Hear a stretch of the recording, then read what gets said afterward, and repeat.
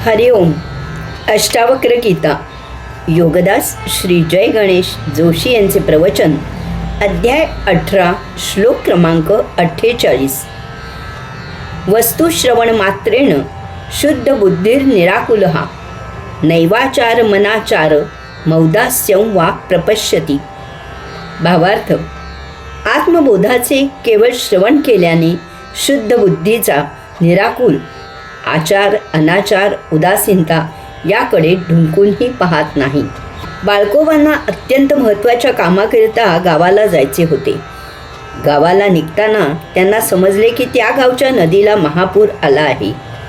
बाळकोबांनी त्या गावाला जाणे रद्द केले. महापुराची केवळ बातमी ऐकून त्यांच्यावर परिणाम झाला. एका वक्त्याने सभेमध्ये अंध मुलांच्या व्यथा प्रभावीपणे मांडल्या आणि श्रोतृवर्गात असलेल्या बाळकोबांनी त्यामुळे भारावून जाऊन अंध संस्थेला मदत म्हणून 10,000 रुपये दिले. बाळू भरधाव गाडी चालवत कोकणात चालला होता. त्याने वाटेत एक महाभीषण अपघात पाहिला. लगेच बाळू सावकाश गाडी चालवू लागला. नुसत्या पाहण्याने त्याच्यावर परिणाम झाला. अशी अनेक उदाहरणे देता येतील की नुसत्या जाणीवेने आपल्यावर परिणाम होतो आणि आपली वर्तणूक बदलते.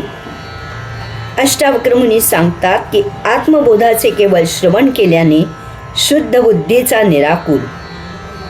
ज्ञानेंद्रियांना झालेली जाणीव योग्य प्रकारे होण्यासाठी शुद्ध बुद्धी असावी लागते. एकदा काळू मित्रांबरोबर जंगलात गेला होता. तेथे त्याने मधमाशांचे पोळे पाहिले.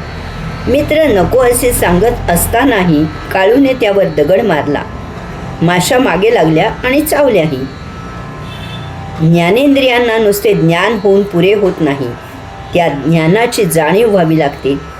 त्यासाठी स्वभावात गुर्मी, मस्ती, अहंकार, गर्व असून चालत नाही. बुद्धी शुद्ध असावी लागते. त्या योगे योग्य अयोग्य याची जाणीव होते. तरच आचरण जसे पाहिजे तसे होते. यासाठी अन्य काही करायची आवश्यकता नसते. एकच व्हावे लागते की ती जाणीव अंतःकरणात उतरावी लागते. तेथे जो परिणाम होतो त्यामुळे आपल्यात सुधारणा होते. तसेच व्याकुलता आणि आकुलता ही असून चालत नाही. व्याकुलता म्हणजे अत्यंतिक टोकाची अगतिकता, गरज, आणि आकुलता म्हणजे बेपर्वाई. अगतिकता असेल तर माणूस योग्य अयोग्याचा विचार न करता गरज भागवितो. तसेच बेपर्वाई असेल तर योग्य अयोग्याचा विचारही होत नाही, त्याआधीच कृती केली जाते. व्याकुलता आणि आकुलता याच्या अतीत निराकुलता असते. ती असली तर तारतम्य बाळगले जाते. अष्टावक्र मुनी पुढे सांगतात की शुद्ध बुद्धीचा निराकुल मनुष्य आचार, अनाचार, उदासीनता याकडे ढुंकूनही पाहत नाही. याचा अर्थ असा मनुष्य या तीनहीच्या अतीत पलीकडे चौथ्या अवस्थेत असतो. अनाचार म्हणजे भोगी आणि आचार म्हणजे योगी. तसेच उदासीन म्हणजे स्थितप्रज्ञ मनुष्य. अनाचारी भोग निर्माण करतो कारण तो अयोगिक आचरण करतो. ते केव्हाही निंद्यच आहे. यामुळे तो अमुक्त राहतो. आचार योग प्राप्त करतो. तो अयोगिक आचरण करत नाही, परंतु त्याला परमात्म्याच्या मिलनाचे बंधन असते. तो परमात्म्याचे चरणांपासून दूर होत नाही.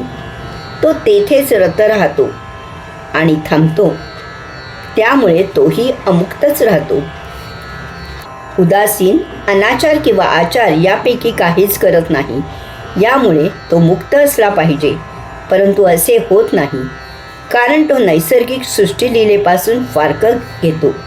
ही परमात्म्याच्या अंशात्मक रूपाने येथे येण्याच्या मूळ ध्येयापासून प्रतारणा असते.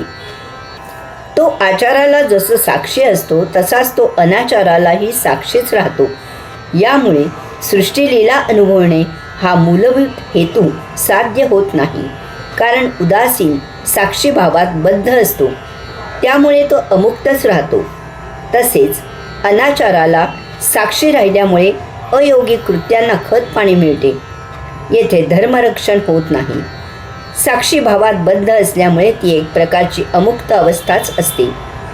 या तीनहीच्या पलीकडील चौथी अवस्था ही परमात्मा स्वरूप अवस्था, मुक्तावस्था असते. हरिओम.